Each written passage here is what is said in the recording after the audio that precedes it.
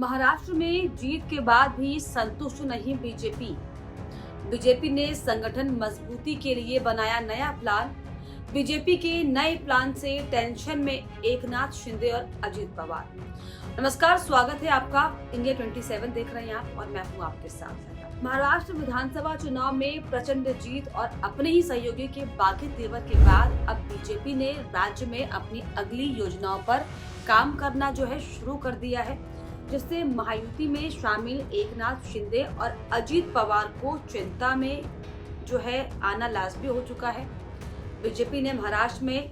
1.5 करोड़ सदस्य बनाने की तैयारी शुरू कर दी है, क्योंकि बीजेपी हर 3 साल में एक बार अपने संगठन की जड़ें बढ़ाने के लिए सदस्यता अभियान चलाती है। पिछली बार महाराष्ट्र में बीजेपी ने रिकॉर्ड 1 करोड़ सदस्य बनाए थे और अब हर बूथ को कम से कम 250 सदस्य बनाने के लिए कहा गया है। इससे हर विधानसभा में बीजेपी के पास 50,000 प्राइमरी सदस्य होंगे। राज्य में 288 विधानसभा सीटें हैं और इस हिसाब से बीजेपी अपने 1.5 करोड़ सदस्यों के टारगेट के पास होगी। अब इस पूरी बीजेपी की प्लानिंग को लेकर दरअसल सवाल खड़े हो रहे हैं कि आखिर बीजेपी अब बीएमसी इलेक्शन से पहले इतनी बड़ी प्लानिंग क्यों कर रही है। हालांकि हर 3 साल में बीजेपी की तरफ से ये कोशिश होती है कि अपने टारगेट को बढ़ाया जाए, अपना जो परिवार बीजेपी का है उसमें नए लोगों को जोड़ा जाए, युवाओं को जोड़ा जाए, हर उस वर्ग के लोग जो सीधे वोट को प्रभावित करते हैं या फिर इस विकसित समाज की तरफ अग्रसर हो रहे, उनको हालांकि बीजेपी पूरा टारगेट करने की कोशिश करती है। और अब जिस तरीके से महाराष्ट्र में पिछले कई दिनों से जो घटनाक्रम चल रहा है उसको देखते हुए कहीं ना कहीं बीजेपी अब फुल प्रूफ प्लानिंग के साथ चल रही है। अपने कदम फूंक फूंक कर रख रही है, क्योंकि जो हर्ष महाराष्ट्र में इस वर्तमान समय में महायुति का दिखाई पड़ रहा है, एकनाथ शिंदे और अजित पवार को साथ लेने के बाद, इससे बीजेपी अब साफ तौर पर अलर्ट मोड पर आते हुए दिखाई पड़ रही है। जिसकी प्लानिंग ये है कि बीजेपी ने अब साफ तौर पर नया एक्शन प्लान तैयार कर लिया है, जिसमें अब एकनाथ शिंदे और अजित पवार साफ तौर पर चिंता में आने वाले हैं। इसको लेकर दरअसल बीजेपी के इंचार्ज, महाराष्ट्र बीजेपी के इंचार्ज रविंद्र चव्हाण ने भी बयान दिया कि सभी मिनिस्टर्स इस मेंबरशिप ड्राइव में हिस्सा लेने के लिए सड़क पर उतरेंगे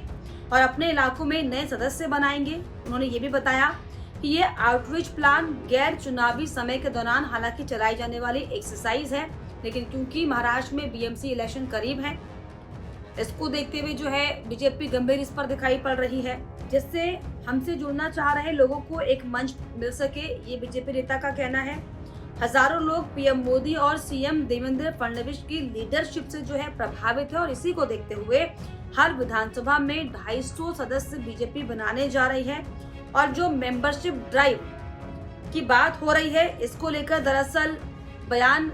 बावनकुले ने दिया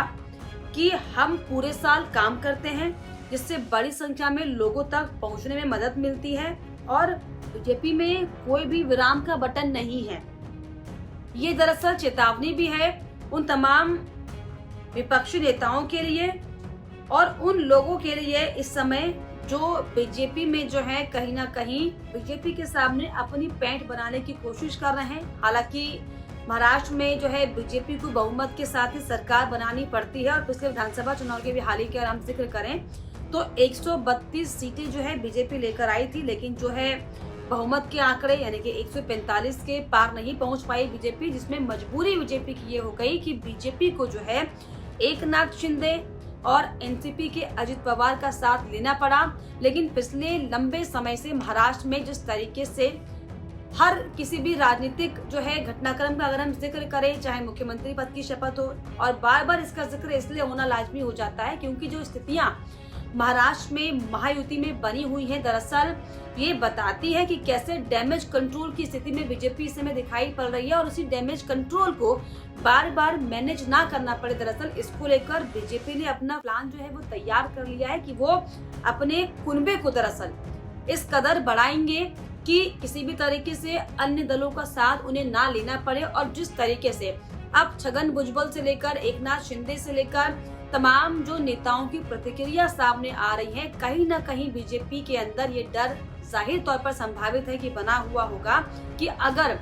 छगन भुजबल को मनाने की कोशिश अजित पवार करेंगे तो जाहिर तौर पर एक बड़ा कद, बड़ा पद, बड़ी जिम्मेदारी जो है छगन भुजबल को देना होगा। और अगर ऐसा नहीं होता है तो छगन भुजबल साफ तौर पर ओबीसी वोट बैंक पर सीधे इफेक्ट करेंगे। अजित पवार का साथ छोड़कर वो जो है शरद पवार के साथ जाएंगे, जिससे जाहिर तौर पर जो महायुति की सरकार खड़ी है महाराष्ट्र में 3 पहियों पर, उस पर इसका असर पड़ सकता है। और इसीलिए दरअसल इन तमाम चीजों से बचने के लिए जो है बीजेपी ने अब जो ये फुल प्रूफ प्लान तैयार किया है, इससे एकनाथ शिंदे और अजित पवार की टेंशन बढ़ी हुई है। हालांकि अजित पवार भी पूरी कोशिश कर रहे हैं, दिल्ली में जो उन्होंने अपने प्रत्याशी चुनावी मैदान में उतार दिए हैं कि किसी भी तरीके से जो है एनसीपी को राष्ट्रीय पार्टी का दर्जा मिल सके। तो वही लगातार एकनाथ शिंदे की भी जो है बार बार अपनी नाराजगी साफ तौर पर सामने आती रही है। और एकनाथ शिंदे और अजित पवार की नाराजगी को दरअसल बैलेंस करने के लिए अब